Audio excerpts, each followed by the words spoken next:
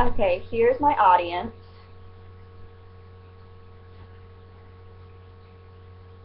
I'm Michelle. I'm Melissa.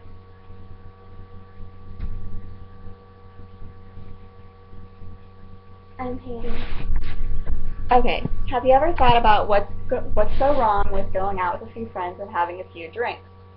I mean, what could possibly go wrong?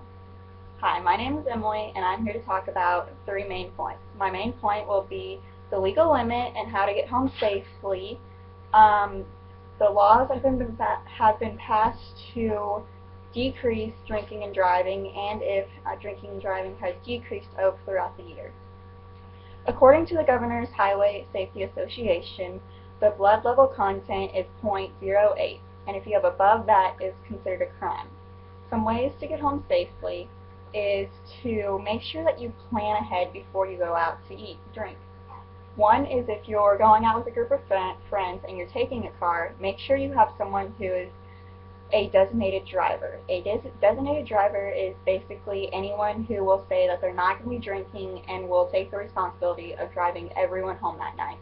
If you're going out with a group of friends and you're not taking a car, make sure you have a number to a reliable taxi number so you can call them and they will take you home.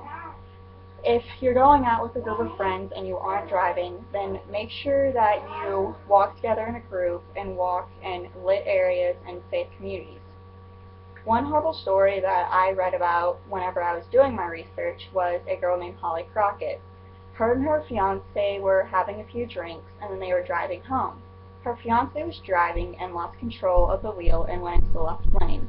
They crashed into an oncoming car and that sent their car airborne. They collided roof first with a large tree. The police had to pull Holly Crockett and her fiance out. Holly Crockett died April 6, 9, 2006. Her fiance walked away with an injured arm and was accusing her of driving. His blood level content was .19, twice the legal limit. He was sentenced to 20 years for vehicle manslaughter and cannot get out of parole for 10 years. Because he was so intoxicated, it was considered a violent crime.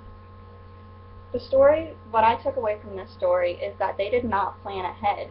They just said that whoever was going to drive was going to drive. She thought that since he was her fiance, that they would get home safely.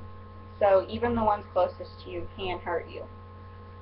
For cracking down on laws that have been passed, all states have some type of ignition interlock system, and that is where you will have to it's a device on your car, and it analyzes your breath, and if it detects any type of alcohol, it will shut off your engine and you cannot drive. There's also DWI checkpoints, and this is where you drive up and they are randomly checking to see if they have been drinking. For the state of Missouri, they have DWI checkpoints at least twice a month randomly. The best known of all anti-drunk driving association is MADD, which is Mothers Against Drunk Driving. It started in 1980, and its goal was to stop drunk driving, support the victims of drunk driving, and prevent underage drinking. Because of MADD, thousands of anti-drunk driving laws has made the use of designated drivers accepted throughout society.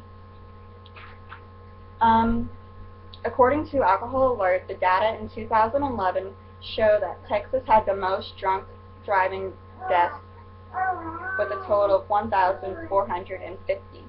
California came in second with 925, and Florida came in third with 750.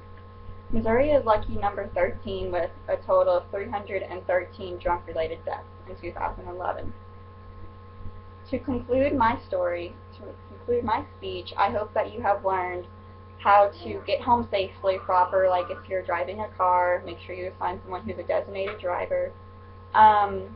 Remember that Missouri has random DWI checkpoints at least twice a month, and that every incident or death related to drunk driving is totally 100% preventable. It all comes down to your decision.